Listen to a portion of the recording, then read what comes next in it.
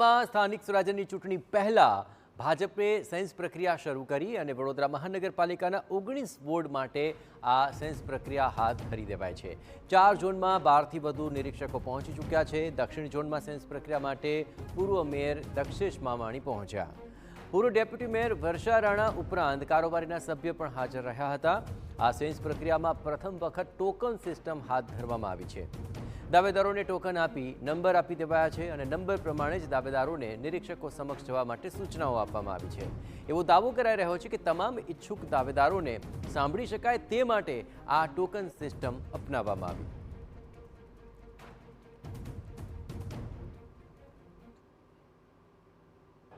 સ્થાનિક સ્વરાજ્યની ચૂંટણી હવે ગમે ત્યારે જાહેર થઈ શકે છે। તે પહેલાં જ જે રીતે ભારતીય જનતા પાર્ટી દ્વારા આજથી 2 દિવસ માટે સેન્સ પ્રક્રિયા હાથ ધરવામાં આવશે।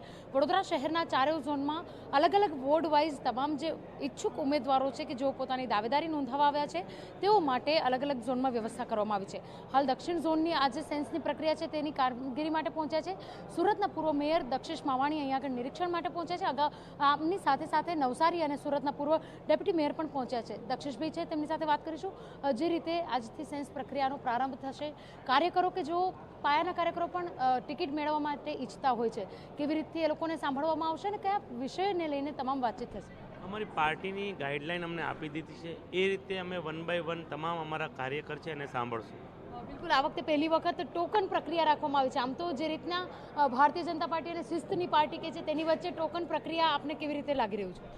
એક સિસ્ટમ હોય છે 1 બાય 1 જે ટોળાશાહી પહેલાં આવતું હતું એના કરતાં એક સિસ્ટમ પાર્ટીએ બનાવી છે અને એને અમે બધા ફોલો કરીએ છીએ। ફક્ત ને ફક્ત દાવેદાર જ અંદર હાજરી રહી શકે? એ અહીંના શહેર પ્રમુખને પાર્ટીની ગાઈડલાઈન છે એ પ્રમાણે આખું અનુકરણ કરવામાં આવશે। બિલકુલ, તો જે પ્રકારે નિયમ પાલન કરવામાં આવશે અને તેની સાથે સાથે જે પ્રકારનું આયોજન કરવામાં આવ્યું છે, શહેર પ્રમુખ દ્વારા તમામ લોકોને જે ગાઈડલાઈન આપવામાં આવી છે, નિરીક્ષકો સાથે પણ વાતચીત કરવામાં આવી છે, તેવાની વચ્ચે આજે સેન્સ પ્રક્રિયા શરૂ થઈ છે। દક્ષિણ ઝોનની અંદર તમામ જે વોર્ડ છે તેમાં તમામ ઈચ્છુક ઉમેદવારો અને દાવેદારો પોતાની જે દાવેદારી છે તે નોંધવા માટે અહીંયા આગળ પહોંચી ચૂક્યા છે।